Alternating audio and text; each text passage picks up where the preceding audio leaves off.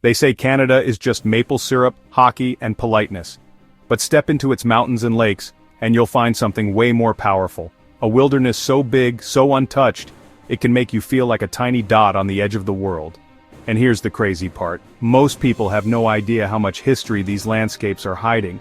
From the jagged peaks of the Rockies to the endless mirror-like lakes that stretch beyond the horizon, Canada's wilderness isn't just about scenery. It's a living record of the planet's past. It's where glaciers carved valleys, where indigenous nations built deep traditions, and where explorers risked everything chasing trade routes and survival. But here's the question. Why does this wilderness still matter today? And what secrets are locked inside these mountains and waters? Here's the problem. Most of us think of wilderness as something out there, disconnected from us. Just a place to visit, snap a few photos, and leave behind. But in Canada, the wilderness isn't background, it's the main story. It shaped entire nations, decided wars, and still controls how people live today.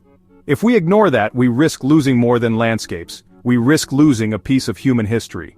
Long before Canada even had a name, its mountains stood as giants. The Rockies, for example, aren't just walls of rock, they're time machines. Inside their layers are fossils of seas older than the dinosaurs. Imagine standing on a ridge in Banff, looking down at valleys that were once ocean floors, knowing you're walking on the bones of creatures that lived 500 million years ago. But it wasn't just nature shaping this land, it was people too. Indigenous nations from the Stoney Nakoda in Alberta to the Secwepemc in British Columbia built entire ways of life around these peaks and valleys. For them, the mountains weren't obstacles. They were teachers, guides, and even relatives.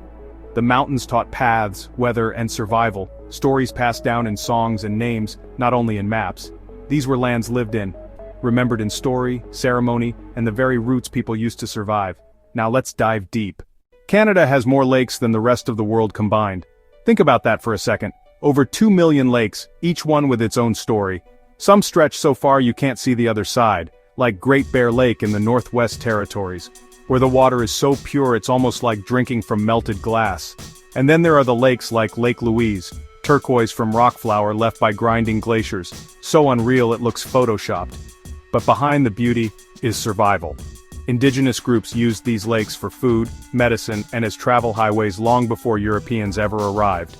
Canoes weren't just boats, they were lifelines. These waterways connected people, trade, and ceremony. Roads before roads existed. Some lakes are vast, some are jewel-toned, and each one shaped by ice, rock, and time. They provided food, medicine, and roots for entire cultures, a relationship rooted in respect and knowledge. When you paddle these waters, you're following paths used for thousands of years. Fast forward to the fur trade. Picture explorers paddling through ice-cold rivers, dragging canoes over jagged rocks, swarmed by mosquitoes the size of bees, all for furs that would be shipped across the Atlantic. This wasn't leisure travel, it was life on the edge. Many didn't make it. But those who did, left behind maps, trails, and legends that still shape Canada today. The wilderness decided who survived and who didn't. It wasn't just about grit, it was about respect. Those who listened to indigenous knowledge had a chance. Those who didn't often vanished. Here's something people don't talk about. Today we see Canada's wilderness as Instagram-ready, picture-perfect. But the reality? It's unforgiving. The mountains bring sudden storms that can swallow you whole. Lakes that look calm on the surface can flip a canoe with one hidden current. Even now, hikers get lost, climbers get stranded, and some never return. The wilderness doesn't care about your plans. It forces humility. And that's exactly what makes it so powerful. The wilderness isn't just geology, it's mythology. For the Stoney Nakoda people, the mountains of Banff weren't just rock walls.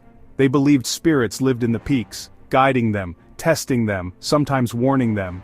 Imagine walking into a valley, not with GPS, but with stories passed down for hundreds of years, stories that told you which peaks were safe, which passes held danger, and which lakes you should never disturb. If you want to understand Canada's wilderness, you have to understand ice. During the last ice age, massive glaciers covered nearly all of the country. They carved valleys so wide it feels like standing in a cathedral. They ground down mountains into ridges, and they left behind the countless lakes that dot the land today. Before highways, before trains, before airplanes, there were canoes. The lakes and rivers of Canada weren't barriers, they were roads. For the Anishinaabe, Cree, and many others, canoes made of birch bark connected entire regions. Imagine paddling across Lake Superior, waves crashing like an ocean, with nothing but the stars and shoreline to guide you. These waterways weren't just for travel, they were trade routes, spiritual pathways and survival systems. The fur trade turned Canada's wilderness into the center of a global economy. Beavers, once just part of the ecosystem, suddenly became worth their weight in gold. Well, in hats. But it came at a cost. The demand for furs nearly wiped out beaver populations, and indigenous groups were pulled into an economy that often stripped resources faster than they could recover. Here's something people don't realize.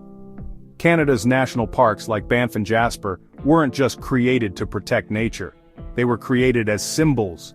Indigenous peoples were forced out of their traditional lands to make way for parks. What we now see as protected beauty once came at the cost of displacement. When you stand in front of Moraine Lake at sunrise or hike through Jasper and hear nothing but your own breath, you realize something. This wilderness isn't just out there. It's alive, it's ancient, and it's bigger than any one of us. Canada's mountains and lakes aren't just postcard images, they're living archives. They hold the secrets of Earth's past, the struggles of people who lived and died here, and the reminder that no matter how modern we think we are, we're still guests in nature's house. Subscribe for more untold stories of history and places you never knew mattered.